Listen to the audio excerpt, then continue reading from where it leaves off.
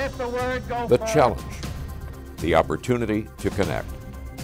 The 1960s, a time of imagination and change, a time of anger and fear.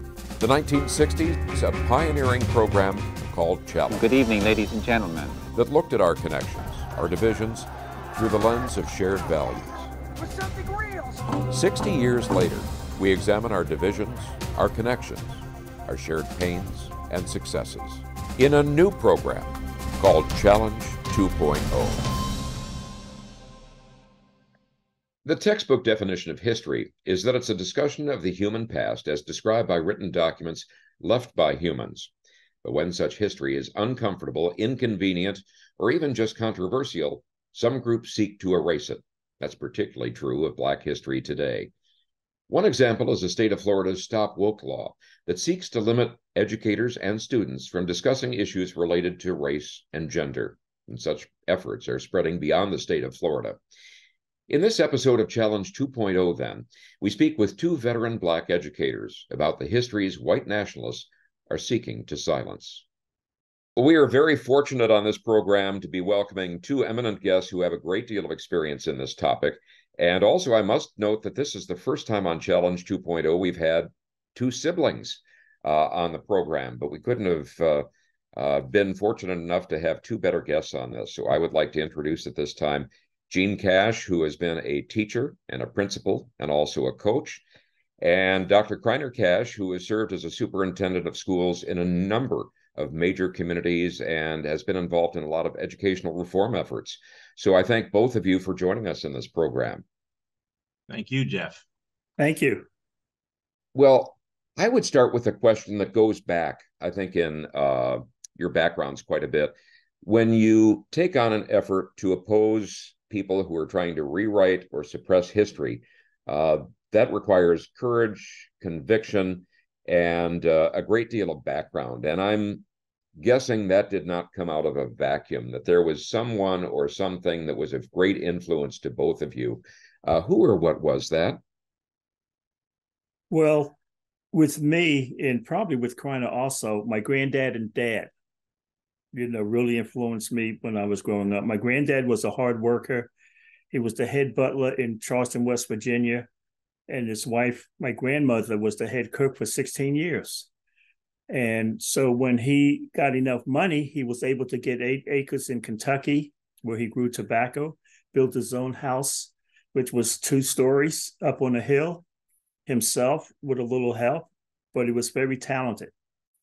And he paid everything in cash. He was able to send my dad to an historical Black college, Howard University. And then he able to get his doctor's later on at Purdue in clinical psychiatry. But they really influenced me because of their work ethic. My granddad didn't have a degree, but he was a hard worker into his 80s. I remember going to the Capitol with him after he was way done working permanently, and I would walk around the Capitol in elementary school, and he would do some things in Charleston, West Virginia. My dad always had books. He was always progression. His theme was continuous learning. And I learned that from him, that just because you might have a degree, that just opens some doors that might not have been open, but your whole life is continuous open. My dad, and I'll make this real short, was the first African-American I saw on TV that wasn't an athlete or wasn't a singer. Mm-hmm. And they asked him I'll still remember this. I think it was 1954, 1955, before quote unquote, they call it the civil rights movement, but that started a long time ago. They asked him a question: what do you want? And he made it real simple. What do you want? You want good housing? You want a good school? You want a decent job? And he said, it's not that difficult. Whatever you want, I want. And that influenced me all of my life on that issue. So those were the two main people that influenced me: my dad, my granddad. Kreiner? Well, I certainly would concur with several of those folks that Gene talked about. He did say that our grandparents were a butler and a cook in West Charleston, West Virginia. But I know what he wanted to add, and I will do it now, is that they served together for over 60 years, 4 governors of West Virginia in White Sulphur Springs in the Greenbrier governor's mansion. So that was a significant length of time to serve in that capacity. And they always worked as a team. And so we learned that early about if you're with your spouse, you work as a team, you're partners, and you achieve together, you do things together. Well, certainly my father and my mother, my grandparents, my wife, Lisa, my first wife who passed away in 2011, but she was an influence in her family. Several professors in higher education, several great teachers in pre-K to 12 education. And then I've got to say my favorite heroine of all time, Harriet Tubman, taught me to be patient, but to also be urgent about change and about doing what's right, particularly for your people. Her quote that I always quoted with my teams in my professional career was, I freed thousands of slaves, but I could have freed thousands more if only they knew they were slaves. So that speaks to that whole issue of mindset and how effective some of the institutions, slavery and other systems designed to keep Black people's mind oppressed and enslaved long after the chains were taken off. So I think those folks were very influential to me.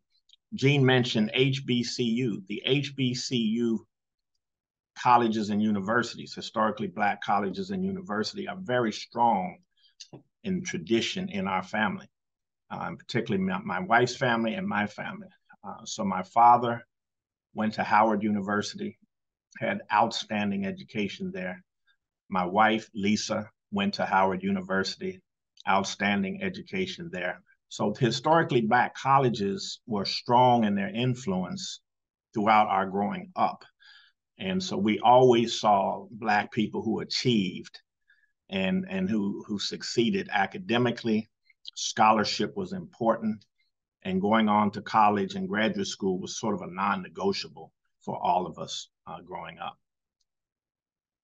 As we look at the efforts, and one of the most cited examples is Florida's Stop Woke law, but when we see examples anywhere in the country to either eliminate Black history, knowledge of Black history, or to rewrite it, there's certainly the intellectual response to that, but there also has to be sort of that visceral response. What's your initial reaction when you hear about something like that?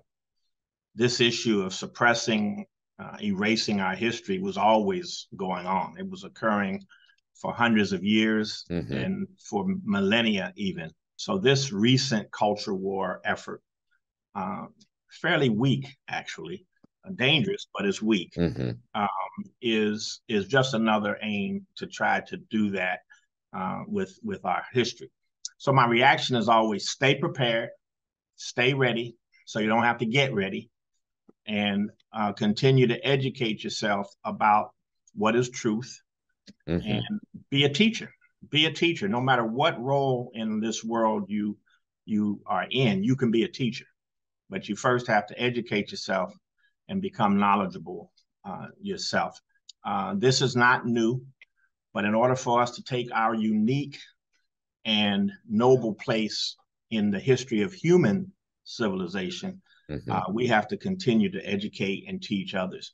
And that drove me throughout my career to make sure that other children, other people could grow into what I call one world, one people. Lots of different cultures, lots of different histories, but there's no reason we can't all be one world, one people, appreciating and learning and enjoying what we learn about other cultures and peoples. One of the things I noticed, especially as a leader in schools, was what was in the library, what was available, what were the resources to kids. And I found out that They might have a couple Black athletes, books about them, but no substance. I'm not saying that wasn't important to learn about them because they did sacrifice. But when I looked at the books on the shelf, I would go to the superintendent and said, you have to give me $15,000, $20,000. And he would say, for what? And I would say, I'm going to purge your library, my library. He said, what?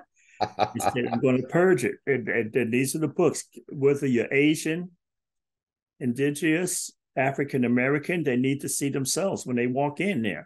Mm-hmm. Display the books, take them off the shelves so they can see themselves. When you look at the threat that's coming today, I mean, the threat's been there. I mean, the book club read 1619, mm-hmm. That we've had and other things like that. I looked at James Baldwin's books here. This one is called Nothing Personal. And he talks about that. And it's always been there. So we just have to get out of our seats again, even though I'm in my ninth decade, and keep continuing to try to improve on what certain groups of people are trying to do in certain state legislatures. And that's why I go down for years, I've been going to the state legislature and asking them, what are they doing to help those who look differently? What about housing? And we'll get into that later. But it's important to be awake. I don't like to say that all the time, but we have to be continuous. Like Kreiner had said, it's a lifelong process. And it's some improvement, but it's got to be more. Let's tap into your experience as educators, to which you've dedicated your lives. As you see some of these efforts, as you've seen the lack of resources that you mentioned, Gene, on the bookshelves, what cost have you seen that levy on the lives of the students that you've come in touch with? And what can a change in having more of those resources available also have on students and young people? Well, I believe that people of color, when you look at the resources, when I came up over 30 years ago to the Lake Washington School District, it's probably the number one, it has the number one high school in the state, the STEM school in Tulsa. And it has, within 10 miles of my house, 7 of the top schools in the state.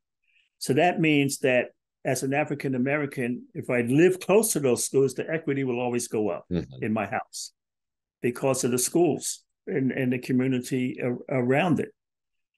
But I think what has happened is that even with some African Americans, and a lot do not know our history, and reading is so important. Mm-hmm. When I was an educator, of course, you don't want someone in your school who's going to be real disruptive to 99% of the students and in danger. So that person has to go. I don't care, But what I would do, instead of sending somebody home, I would have them come to my office. I would have African American history in my office, and they would have to read for 2 days with me and then give me a synopsis of what they learned instead of just sending them home. And when you go to homes of say, poorer students, and you walk into the homes, there's no books on the shelves, mm-hmm. And as an educator, why I work so hard is 7 out of 10 African-American males who do not have a degree, high school degree, are in jail or have been in jail. 7 out of 10. So that's why I stayed in education, to help improve that number. One of the numbers. Kreiner, what have you seen? What we learned is that the home curriculum was the most important curriculum of all the curriculums. Interesting. And that if you want to learn Black history, my father used to say, I don't want you to learn it at school. I want you to learn it at home, because I'm going to teach you what your history is. And then I'm going to expose you to books, to music, to the arts, to science, to mathematics, to literature, to politics, to all of the areas that Black people through the ages, extending back to way back into pre-colonial Africa, have accomplished as individuals and as people and as groups and so forth. So we were immersed in a home curriculum of Black history because of, as I said, the tradition that our parents came from, particularly my father and our grandfather. He didn't believe in television. He saw no value in television whatsoever. So we did not have television growing up. We had books. We saw people come into our home on a regular basis that were professionals. Gene knows this. They were doctors, they were lawyers, they were sociologists, they were professors in higher education. They were accomplished musicians, accomplished in all kinds of fields. My father, a professional psychologist and a professor for years and years and years. And he would do sensitivity training groups where people would come in, couples or individuals, always coming into our home to talk about hot button topics going on in the community or in this nation. I would sit on the steps and try to hide and not be seen, but I certainly was listening. And man, were those some powerful conversations. And my father was sort of the mediator, made sure they didn't get too crazy, because sometimes tempers would flare around topics that they talked about, from marriage to race to politics, any issues on that. And to see that among some of the most accomplished people in our community, and they also happen to be Black, that's what you have to imbue our young people with. And so that motivated me.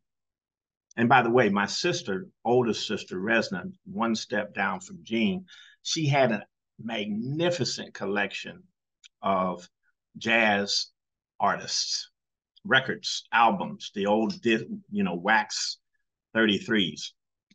And I remember sitting sprawled on the living room floor, just listening to her teach me about Thelonious Monk, Nat Adderley, Cannonball Adderley, Art Blakely, Duke Ellington, Count Basie. And this is important. I'm going to bring it all together. My father had each of us learn an instrument. We had to play an instrument. And my instrument was piano. My father played the violin. And Gene, you know this because he played at 3 a.m. in the morning sometimes. But he was outstanding. He could play Tchaikovsky's Concerto in D. He could play tunes he sounded like Ishtar Perlman, to be honest with you. And if you didn't know, you didn't know. And he wasn't, of course, as accomplished as them, but he had learned since high school to play the violin. And he owned a Stradivarius violin. So we had a Steinway piano and a Stradivarius violin in our home growing up. And so when you have music all around, no television, books all around, you're learning and you become imbued and inculcated in rich academic achievement and accomplishment. And so my career, I was trying to recreate those kinds of environments for my kids, because I knew these were alterable variables. It was not about you are not able to learn at a high level. You're Black, so therefore you really don't, we don't expect that much of you. And we don't expect you to learn at the very, very highest levels of our society and in history. And so that expectation was never even on the table, but I wanted to bring that. And where I did make some headway into transforming large districts like Memphis City Public Schools, one of the poorest districts in the country in terms of poverty level and socioeconomic income. Buffalo Public Schools, one of the poorest cities and districts in the country in terms of poverty and educational, socioeconomic background. I said, no, that doesn't have to be a constant state. This doesn't have to be a foregone conclusion. And so I started bringing into the curriculum and into Saturday programs and into what I call community schools, opportunities for children to learn chess early age, to play music in the violin early age, to learn Japanese, Chinese, and other complex world languages, Russian, at an early age, fourth grade, and so forth, and on. And those are just some of the things that we were doing as a career in order to try to lift our people in a very, very continuous way, and not make it piecemeal and haphazard and random.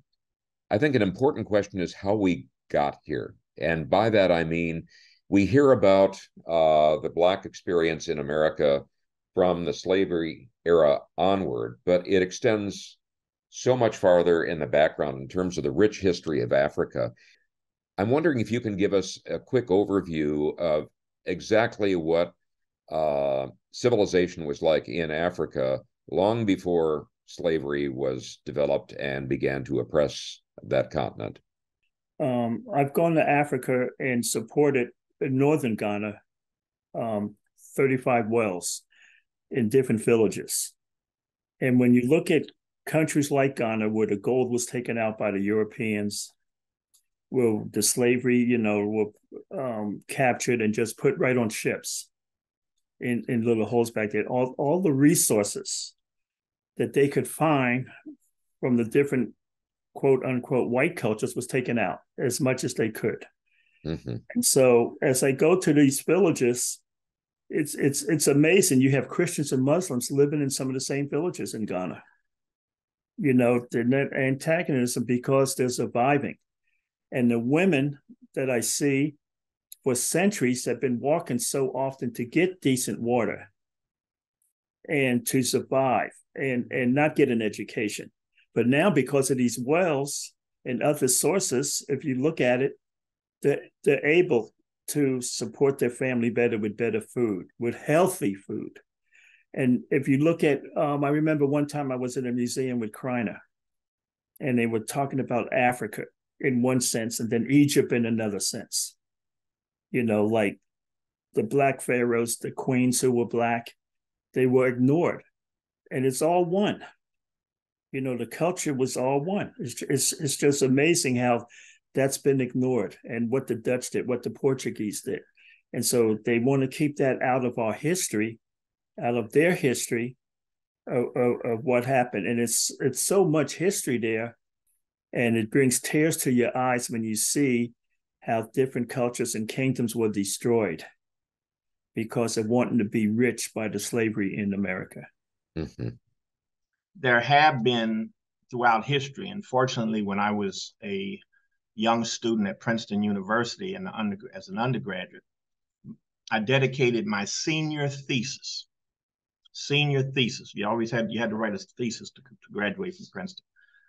And I was determined to fight against all of the sort of whitewashed curriculum that I had been exposed to. Even though I went to some of the great high schools and colleges and universities in the world, you have to actually be intentional about trying to find your place in the curriculum and in history.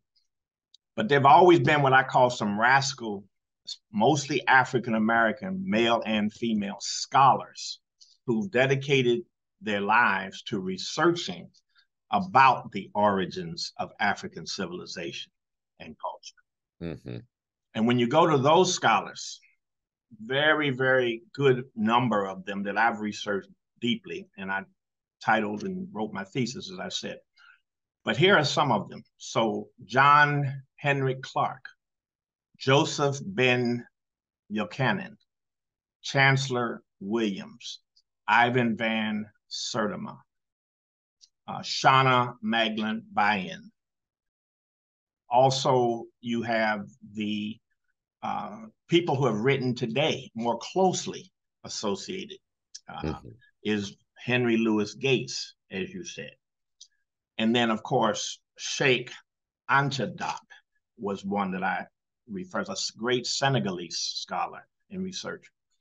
But their basic theme, the basic tenet out of all of this great work, that Africa was the cradle of civilization. It was the first civilization, and the people were Black. The people had woolly hair, they had dark skin, and they were creating and developing great cities, great architecture, art and architecture like you've never seen before at the time. Egypt, for example, is a Black civilization, not a remade white civilization, which is what you learn in school. There's no trace or evidence that anything in Egypt had anything to do with Black, but it did. And there were many civilizations where, in tribes below sub-Saharan Africa, Kem, Kush, Mali, Songhai, great civilizations that developed art, writing, advances in music, advances in mathematics, science, engineering, to be able to build these temples and all of this masterworks that you see in the pyramids and so forth. This is history that is carefully and meticulously documented over thousands of years. And these were Black cultures, kings, queens, pharaohs, and so forth. And so it's very important just to have that sense that we come from nobility, that we come from greatness, that we come from people who did have a cultural identity, who did have family and ancestral pride. We can tell that we've just essentially opened the doors to a new library, perhaps for some of our viewers and listeners. And so what I'd like to do is, number one, say thank you for this part of the conversation, and thank you for sticking with us so we can pick up more or less where we've left off in the next episode of Challenge 2.0. And so I thank Kreiner, and I thank Gene, and I thank each of you for tuning in. And tune in again next week as we pick up the next part of this conversation. Thank you very much.